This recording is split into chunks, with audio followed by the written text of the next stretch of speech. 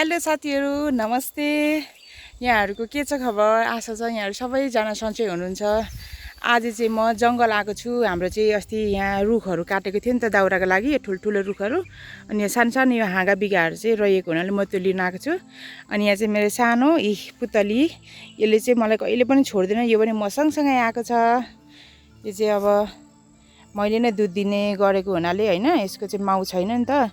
अनि 10 दिन जतिको भयो मैसँग आउँछ। हेर्नु न यति टाढा, अब हाम्रो घर माथि जानुपर्ने छ र पनि मलाई पछ्याएर आयो। अनि अब के गर्नु, अब बोक्नुपर्छ यसलाई पनि उकालोमा त। ओइ पुतली पुतली, ओइ यहाँ हेर्नु न, आइज मिनी मिनी मिनी, यहाँ आइज पुतली, आइज यहाँ आइज। ल ल ल, दुध भनेर चुसेको हेर्नु नि तँलाई लाठी। ल ल ल ल, भयो भयो। अब तेरो एकछिनबाट है, यसलाई चाहिँ मैले 4 टाइम दुध दिने गरेको छु। बिहान 6 बजे, अनि 10 बजे, र दिउँसोको 2 बजे, अनि साँझमा 6 बजी दिएर सुताउँछु। ल दुध खाने बेला भयो यसको। अब 1:30 भइसक्यो। अब घर लगेर दुध दिने। र आज चाहिँ म यहाँ डल्ले खोर्सानी रोप्नको लागि बारी सफा गर्दैछु। र त्यसको लागि चाहिँ मैले यहाँ भएको झारहरू घाँसहरू सुरुमा सबैभन्दा पहिला काटेँ। अनि यो चाहिँ गाँजा हेर्नुहोस् कति ठुलो गाँजा छ हाम्रोमा चाहिँ अब गाईहरू बाख्राहरूलाई पेट दुख्दा उनीहरूलाई डाइरिया हुँदा औषधि हुन्छ भनेर गाँजा रोपेको थियो नि त। अनि त्यो एकदमै धेरै फैल्यो। अनि यो चाहिँ मैले अस्ति करेला रोपेको थिएँ। करेलालाई यसो थाक्रा हुन्छ भनेर बाँस गाडिदिएको। अनि हाम्रोमा चाहिँ गाई फार्म भएकोले गर्दाखेरि साथीहरू बारीभरि गाईको लागि घाँस मात्रै लगाएको छ होइन, जताततै घाँस। अनि त्यही भएर अरूको लागि चाहिँ बारीहरू त्यति छोडिँदैन। अनि केही कुराहरू रोप्नु पर्यो, आफूलाई मन परेको तरकारीहरू रोप्नु पर्यो भने चाहिँ यसरी सुरुमै बारी मजाले खाली गर्नुपर्ने हुन्छ, बारी बनाउनु पर्ने हुन्छ घाँसहरू काटेर। अनि मैले आज खोर्सानीको लागि यो चाहिँ बारी सफा गरेर डल्ले खोर्सानी रोप्दैछु। अनि यो डल्ले खोर्सानी चाहिँ हामीलाई निताले दिएको छ। अनि निताले यो भिडियो हेर्दैछ भने चाहिँ नितालाई धेरै धेरै धन्यवाद निता। अब म पछि एकदमै धेरै फलाएर तिमीलाई कोसेली पठाइदिन्छु है त निता। त्यसै गरी हाम्रोमा चाहिँ कुखुराहरू पनि टन्नै भएको कारणले गर्दाखेरि कुखुराहरू चाहिँ एकदमै चकचके हुन्छ नि त होइन, यहाँहरूलाई पनि थाहा छ होला। अनि जे रोपेको पनि बिगारिदिइहाल्ने भएको अरे कुखुराले नखाइदियोस् नबिगारिदियोस् भनेर आमाले चाहिँ यहाँ डल्ले खोर्सानीलाई सुरक्षाको लागि सानसानो त्यो झिक्राहरू लिएर त्यसलाई चाहिँ कुखुराको लागि बार लगाइदिनु भएको छ। अनि आज चाहिँ आमा छोरी भएर हामीले चाहिँ यसरी नै डल्ले खोर्सानी रोपेर ब्यायौँ साथीहरू। हजुरहरूकोतिर चाहिँ डल्ले खोर्सानी पाउँछ कि पाउँदैन?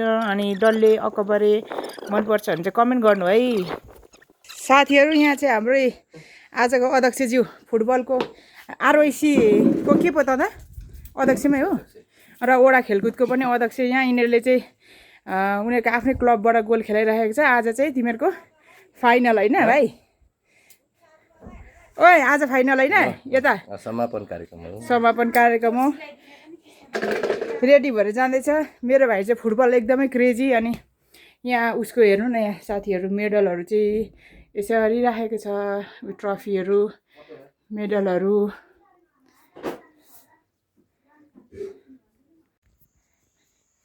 यहाँ हेर्नुहोस्, यहाँ पनि उसको चाहिँ यहाँ सबै यहाँ ट्रफीहरू कति धेरै छ। कस्तो खतरा दामी दामी लागेको कि यस्तोहरू चाहिँ मलाई। यहाँ हेर्नु नि,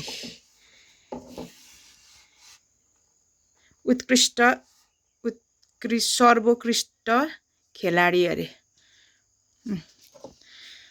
फुटबल लभर छ है साथीहरू, फुटबल लभर यस्तै छ।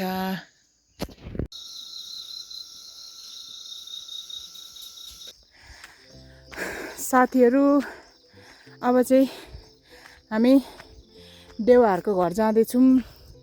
पित्रा छ त्यहाँ चाहिँ। अनि अहिले चाहिँ 8 बज्यो। यहाँ अगाडि प्रनिसा छ।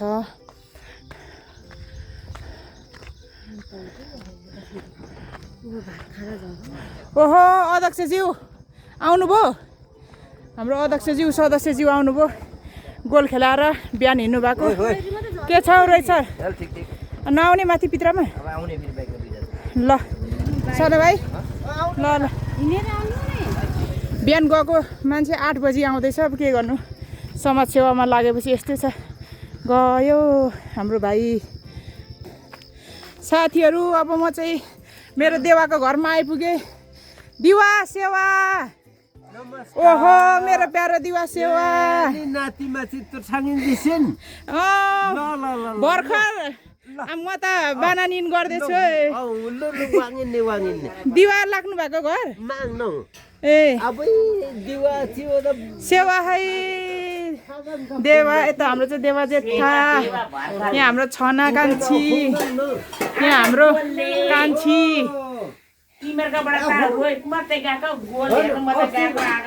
यहाँ पित्रा गर्दै हुनुहुन्छ छनाले के पकाउनु आँट्नुभयो छना वाचिपा आमा खतरालु ओहो यहाँ चिल्ड्रेन केटाकेटी पार्टीको के हुँदैछ यहाँ खानेकुरा सुरु हेलो आमा यता कुकिङ हुँदैछ यता चाहिँ हाम्रो बाँगा कान्छा खै त घरबेटी आमैहरू चाहिँ हुनुहुन्न उमन दाजु घरबेटी भए घरबेटी आमै हुनुहुन्न ए दिवा के छ हौ खबर आउनु छोड्नु भयो त हाम्रोमा हाम्रो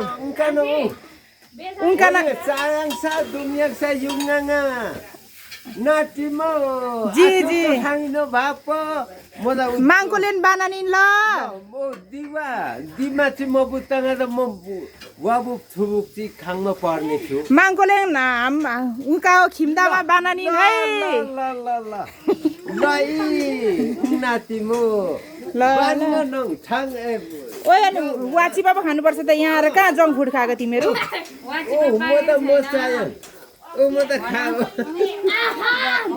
ल भिडियो छना दिता चायाङ खरानिन बोल्न आउँदैन आफूलाई त राई भाषा नि वाचिपा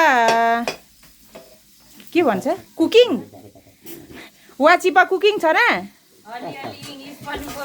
वाचिपा त भाङसियान वाचिपाको लागि तयारी हुँदैछ साथीहरू छनाले यहाँ हेर्नुहोस् कति मजाले लोकल कुखुरा पकाउँदै हुनुहुन्छ युम माग्दै हुनुहुन्छ युम भनेको चाहिँ हाम्रो भाषाबाट नुन हो युम पनि आयो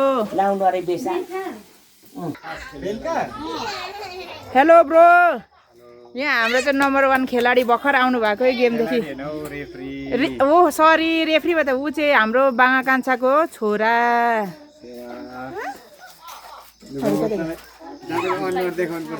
यो चाहिँ देवा जेठाको नातिनी ऊ चाहिँ को भन्नु हाम्रो नाति नै पर्यो ल ए छ न अब यहाँ चाहिँ हाम्रो वाचिपा हुनु त अब पहिला त हाम्रो दुनामा दिने चलन थियो अर्गानिक दुना टपरामा तर अब अहिले चाहिँ अब सबै समय यस्तो आयो होइन छैन कचौरामै खानु पर्यो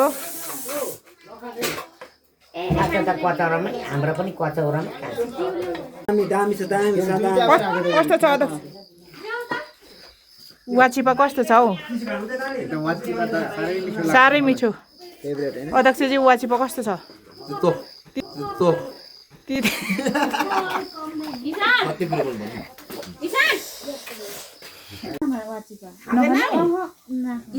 लु धन्यवाद छना हस् पुग्छ छना छनाले चाहिँ मलाई वाचिपा ल्याइदिनु भयो साथीहरू ल हुन्छ म चाहिँ अब वाचिपा खाँदैछु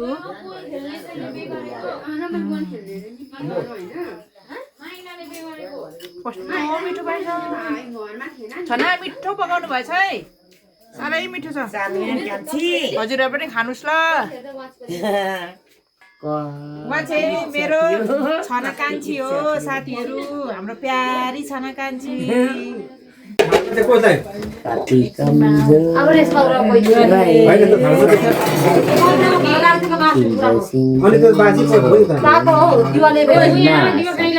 नारायण गोपालको लोकप्रियता यति छ छनालाई पनि मन पर्छ के हो रेडियोमा त्यस्तो धोकाको गीत गाउँथ्यो है